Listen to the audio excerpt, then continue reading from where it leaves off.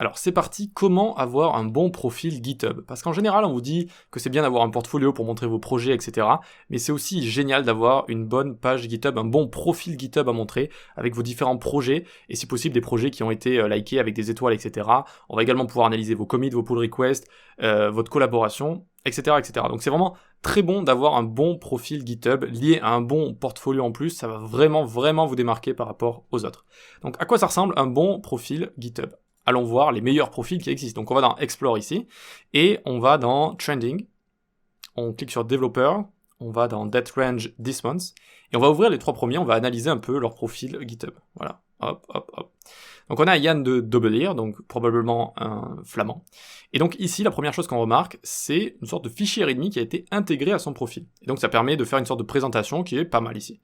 Donc comment il a fait? Eh bien il a créé un repository dont le nom est strictement égal à son pseudo, d'accord? Donc il faut créer un repository avec le nom qui est égal à son pseudo, comme ça, d'accord? Sans faire d'erreur ni rien.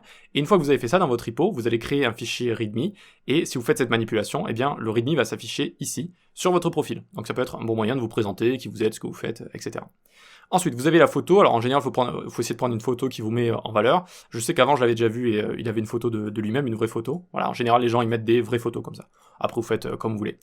Là, il y a une légère description également, c'est la bio. Alors en général, les gens ils font un peu d'humour à l'intérieur. Ensuite, on a followers ici. Donc il faut savoir que sur GitHub, il n'y a pas des millions de followers en général. Si déjà une personne a 1300 followers, ça veut dire que elle pèse un peu dans le milieu, quoi. Ça veut dire qu'il y a des gens vraiment qui sont intéressés par son travail, etc. Ensuite, on voit, par exemple, là, vous pouvez mettre un site, Twitter. On voit qu'il vient de Belgique, etc., etc. Ok. Ensuite, descendons ici, on a les repositories qui sont pinned. Donc c'est vraiment les projets qu'il a envie de montrer. D'accord? C'est vraiment les projets qu'il a envie de montrer. Donc vous avez un petit bouton à droite, si je dis pas de bêtises, sur votre profil, et vous pouvez comme ça épingler des repos que vous avez envie de montrer. Et vous pouvez également les drag and drop si vous voulez mettre un repo devant les autres, etc. Donc plus un repo a d'étoiles ici, plus il va être populaire, utile, etc. Donc ça va montrer que vous avez créé quelque chose qui est utile. Ça va montrer en fait que vous avez des compétences, tout simplement. Ensuite vous avez les forks ici, donc combien de fois ça a été forké, copié sur des profils. Ok, et donc on va aller par exemple sur Oh My Posh, s'il a envie qu'on regarde ce projet, eh bien allons-y, très bien. Donc j'arrive sur ce projet. Première chose que je vois ici, en fait, c'est tous les fichiers, tous les dossiers qui composent ce projet. Je peux aller dedans si je veux, je peux regarder. Voilà, je peux aller sur ce fichier JSON, très bien, j'admire tout ça, parfait. Ensuite, je retourne en code juste là. Ce qu'il faut regarder, c'est le nombre d'étoiles, par exemple. Déjà, ça peut nous dire si le projet est populaire ou pas, s'il plaît ou pas. Le nombre de forks également, ça peut être pas mal. Là, vous avez des petits tags pour juste pour vous retrouver, donc ça, c'est pas très très important. Vous avez la licence qui est juste ici, le nombre de releases de versions qu'il y a eu. Donc là, on est à la 6.31.0, ok. Et ensuite, vous avez les sponsors, donc ceux qui donnent de l'argent pour faire vivre le projet. Vous avez les contributeurs, et donc là vous voyez qu'il y a pas mal de contributeurs avec Yann qui est tout devant ici. Donc voyons voir un peu comment il a contribué. Comment on fait pour voir? Eh bien on peut aller dans les commits par exemple. Donc les commits, ça va être une façon de contribuer pour ceux qui ont les accès, qui ont les droits, ou pour celui qui a créé le repo. Et là je peux faire CTRL F, Yann 2, hop, et je recherche un peu, et je vois qu'il est présent pas mal de fois, il est présent partout là. Et par exemple, si je suis un recruteur spécialisé tech, eh bien je peux regarder un petit peu ce qu'il fait. Par exemple, je clique ici, et je vois un petit peu les différences de ces commits. Donc je regarde ce qu'il a rajouté, je regarde ce qu'il a enlevé, je regarde un petit peu comment il code, comment il écrit des commentaires, la qualité de son code, etc. en fait, hein, tout simplement. Et je peux analyser tout ça, voilà. Donc ça c'est une première manière de faire, donc ça va être sur les commits. Ensuite, vous pouvez aller sur les issues qui sont des problèmes plus généraux, sont des problèmes que vous allez par exemple, vous allez prévenir les collaborateurs ou les créateurs d'un repo, ceux qui les maintiennent, qu'il y a un problème quelque part. Par exemple, vous utilisez un formulaire, vous appuyez sur un bouton, ça fonctionne pas, ben vous allez montrer comme ça avec une issue. Mais c'est pas forcément... C'est un peu passif, si vous voulez. Vous n'allez pas apporter le code qui résout le problème, vous allez plutôt dire qu'il y a un problème. Donc issue, ça veut dire un problème, une erreur. Et donc pareil, ici vous pouvez regarder un petit peu ce qui se passe, comment il discute avec les autres, comment il résout des problèmes, etc., etc. Tu vois, vous voyez, on voit un petit peu les discussions de tout ça. Ce qui a été merge, etc., etc. Ok. Très bien, ensuite on a les pull requests, donc là c'est plus les problèmes qui vont être résolus de manière active, je vous avais dit passif, actif, où on va proposer du code, et on va proposer du code à ajouter, à merge, à fusionner avec le repo. Et donc là je peux aller dans ceux qui sont fermés, les 721, ou ceux qui sont ouverts aussi, mais allons sur ceux qui sont fermés. Donc là pareil, je peux faire CTRL F, Yann 2 comme ça, et je regarde un petit peu où il est.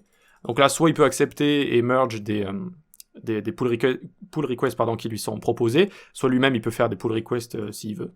Voilà, et donc par exemple on peut regarder, tac, je regarde ici, je regarde un peu tout ce qu'il a fait, et je regarde un commit qui a été fait ici, par exemple, pareil, je peux voir ce qui a été enlevé, ce qui a été rajouté, etc., etc. Donc vous voyez qu'on peut vraiment analyser tout ce que vous avez sur un projet, donc faites attention dans vos commits, faites attention dans vos pull requests, etc. Ne mettez pas des messages un peu n'importe comment. J'avais vu un article récemment sur un recruteur qui avait refusé quelqu'un parce qu'il avait écrit des insultes dans un commit. Voilà, donc même si vous êtes énervé, ben voilà, ne l'écrivez pas dans le message du commit, ok. Donc ensuite en dessous on a donc à droite les langages qui ont été utilisés, les outils, etc. Et on a le readme, donc le fichier readme, qui permet de présenter le projet. Voilà. Donc vous avez vu qu'on peut vraiment analyser pas mal de choses, et on peut vraiment tout analyser en fait quand vous mettez un projet en ligne, donc faites quand même attention. Mais une fois que vous avez de bons projets en ligne, avec pas mal d'étoiles, avec un bon profil comme ça montre vraiment que vous êtes pro, et ça montre que vous avez des compétences, quoi. Parce que sinon, bon, c'est un peu... mettez-vous à la place de la personne qui recrute, quoi. Si vous avez rien à montrer, bon, bah, elle doit un peu le deviner, quoi. Elle doit un peu deviner tout ça. Ensuite, vous avez les contributions en dessous. Vous avez les contributions, donc ça, plus c'est vert, en fait, plus c'est foncé, plus il a contribué à GitHub, donc que ce soit avec des commits, que ce soit avec des pull requests, avec des issues, ce genre de choses. Donc en fait, plus c'est vert, plus il est productif, si vous voulez. Voilà. Et donc en général, vous avez de la productivité. Enfin, ça dépend. Il y a des gens qui prennent des vacances ou voilà. Plus vous êtes productif, plus ça va être vert comme ça. Ok. Et ensuite, vous avez son historique d'activité, carrément. Donc là, je peux voir qu'il a créé 83 commits dans 4 repos, et donc je peux aller les regarder directement si j'ai envie. Je peux descendre, je peux regarder toute l'activité d'une année, carrément. Je peux aller en 2018 aussi pour voir ce qu'il faisait en 2018. Je vois qu'il n'a pas fait grand-chose. En 2020, etc., etc. Vous voyez, je peux voir beaucoup de choses. C'est pour ça que c'est très intéressant un profil GitHub, et un profil GitHub bien fait, ça va vraiment vous faire passer devant tout le monde, quoi. Ça, c'est sûr et certain. Bon, ensuite, qu'est-ce qu'on peut voir? Eh bien, on pourra aller dans repository, là, ça va être un peu tous ses repos, même ceux qu'il a fork, par exemple, sur lesquels il a envie de travailler. Par exemple, celui-là, il est forked. D'accord, donc il a été copié, s'il a envie soit de le tester de son côté, soit comment ça s'appelle, soit de collaborer avec les créateurs de ce repo. Ok, et donc voilà ce que c'est qu'un bon profil. Donc une bonne présentation, une bonne photo, on comprend un peu ce qui se passe directement, des bons projets à montrer, ça c'est peut-être le plus important, voir un petit peu des projets que vous avez fait. Même s'il n'y a pas beaucoup d'étoiles et tout, c'est pas grave, hein, vraiment juste ça montre ce que vous avez fait, quoi. Des sites, des services, des outils, des applications, et même si c'est des choses qui sont pas de manière, même si vous les avez fait juste pour vous amuser de votre côté, hein, même si vous les avez juste pour vous amuser, des grandes applications avec beaucoup de fonctionnalités, etc., vous pouvez les mettre sur GitHub, et ça permet de voir un petit peu de quoi vous êtes capable, en fait, tout simplement. Donc regardons les autres, mais ça va être sensiblement la même chose. Donc là, on a William Bowman. Donc on a William Bowman ici, donc il n'a pas d'intégration ici README, parce que c'est pas obligatoire, hein, c'est pas obligatoire. Il a directement pin ses projets, donc on voit qu'il les a juste ici. Donc on voit, voilà, il est suédois, on voit ses contributions, ok. Là, c'est un petit toggle aussi que vous pouvez faire apparaître, si vous avez envie de montrer vos commits, vos pull requests, etc., vous pouvez le faire ici. Voilà, vous avez la contribution, ok, très bien. Et là, donc, on a également un README, vous voyez, qui a été présenté juste ici. On a également un README, et on a également des projets qui sont pin, vous voyez, avec 5000 étoiles par exemple. Et donc pareil, Minimalist Flutter Game Engine, ok, donc très bien, on peut voir un petit peu tout ce qu'il fait, et on peut voir tout ce qu'il a proposé en termes de collaboration, en termes de commits, en termes de code en fait qu'il a proposé sur ce dossier. Donc voilà comment on fait pour avoir un bon profil, et selon moi, et pas que selon moi, c'est vraiment très important. Si vraiment il y a une personne qui a un bon profil et contre une autre personne avec exactement les mêmes compétences et tout, qui n'a pas de bon profil GitHub, bah, c'est quasiment sûr que c'est la personne avec le profil GitHub, le bon profil, qui va être choisi. Ça, c'est sûr et certain.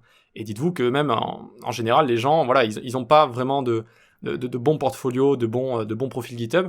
Alors que si vous êtes junior et que vous cherchez à vous faire remarquer, c'est vraiment une très bonne manière de se faire remarquer. Voilà pour ça, j'espère que cette petite vidéo un petit peu hors code vous a plu. Likez, partagez, abonnez-vous, venez sur Discord, venez suivre mes cours sur les plateformes d'e-learning. On se dit à la prochaine.